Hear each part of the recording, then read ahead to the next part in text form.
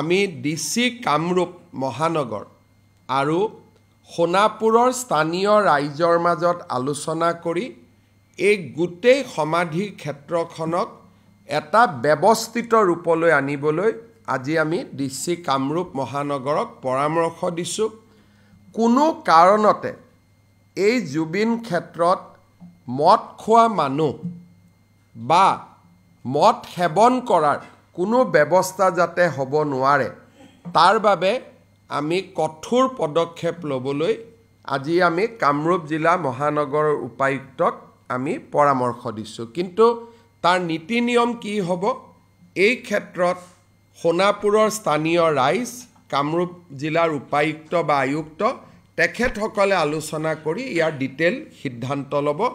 আমি মাত্ৰ on principle কৈছোঁ যে জুবিন গাৰ্গক যাতে যিকোনো কাৰণতে মদৰ লগত তেখেতৰ যাতে ইমেজ 100 বছৰ পিছত নতুন প্ৰজন্মৰ মাজত এজন গায়ক হিচাপে আমি ৰাখিব পাৰোঁ, সংগীতজ্ঞ হিচাপে ৰাখিব পাৰোঁ, সাংস্কৃতিক সম্পদ হিচাপে ৰাখিব পাৰোঁ, জাতিৰ সম্পদ হিচাপে ৰাখিব পাৰোঁ।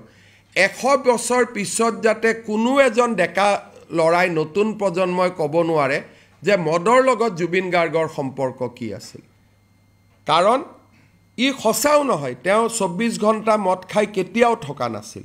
এইটো এটা ভুল ধাৰণা এটা এছাম লোকে গৈ সোণাপুৰত সৃষ্টি কৰিব খুজিছে।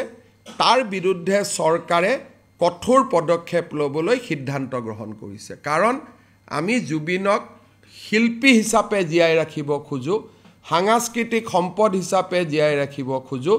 জ্যোতি বিষ্ণু ভূপেন হাজৰিকাক অসমৰ ৰাইজে যেনেকৈ জীয়াই ৰাখিছে তেনেকৈ আমি জুবিন গাৰ্গক জীয়াই ৰাখিব খোজোঁ।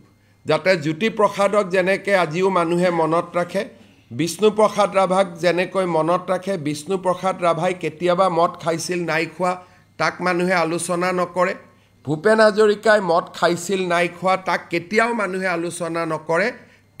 তেওঁলোকৰ পৰিচয় হৈছে অসমৰ সাংস্কৃতিক জীৱনলৈ দি যোৱা বিশাল অৱদান।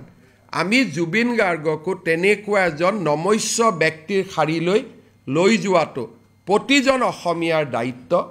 এছাম লোকে যি এক উদ্ভণ্ডালী পৰিৱেশ সৃষ্টি কৰিছে তাৰ বিৰুদ্ধে চৰকাৰে ডিচি কামৰূপ আৰু গুৱাহাটীৰ পুলিচ আয়ুক্তক কঠোৰ হ'বলৈ নিৰ্দেশ দিছে।